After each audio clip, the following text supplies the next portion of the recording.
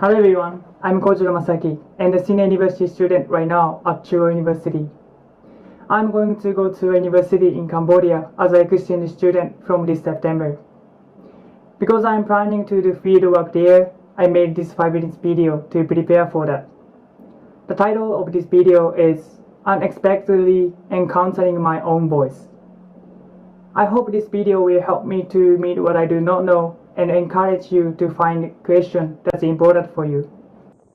There are one or two special places for me where I can listen to myself. First of all, I really like this park. It's located near my house and I pass through here almost every day.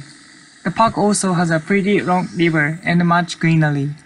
It's always quiet and filled with a peaceful atmosphere. The park heals me every single moment, so I love this place. It lets me find my inner voice calmly. Another important place is my university. Chuo campus is surrounded by a lot of nature, like mountains, trees, and flowers. I like the computer room in my faculty building and the library as well, because these rooms are always quiet and good for studying. I can focus on ideas and develop my academic thinking here. That's another important voice for me. I'm not just doing only school stuff. I'm also doing a part-time job and 2 volunteer activities. First, I'm working at the place where mentally disabled people are employed. I'm helping them work there.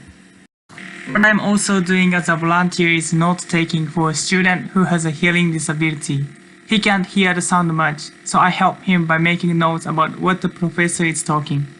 I'm also doing a similar thing at a public elementary school. I attend the class and help children who are left behind in studying. These activities let me help others. These other people help me too. They let me see and feel different worlds. As I mentioned, I'm going to Cambodia to study and do field work about public memory, about how the past is publicly remembered. To do field work for the first time, I went to the Women's Active Museum in Waseda in Tokyo. It has exhibits about Japanese military sexual slavery during World War II. This museum is so small that it looks like a classroom in a school. However, it's a very powerful place. The official entrance has a lot of portraits of victims, not only Japanese but also other Asians.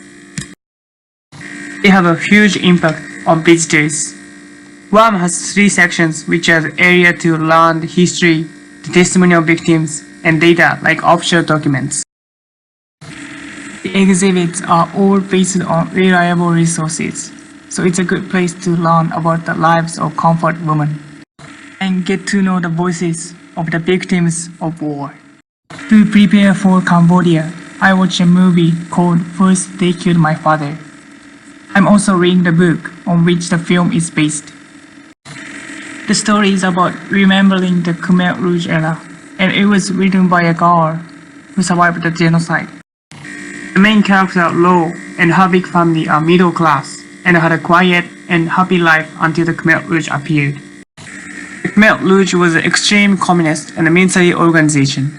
They made the Cambodian people do forced labor and they killed a lot of people, a quarter of total population at that time.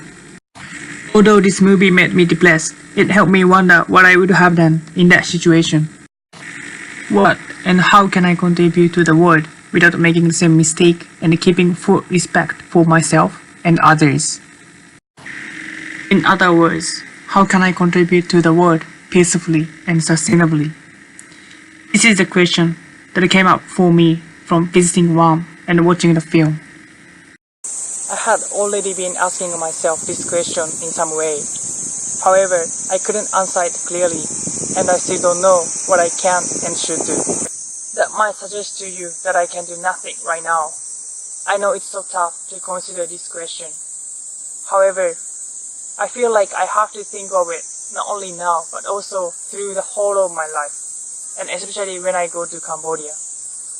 Therefore, I won't stop asking myself this question.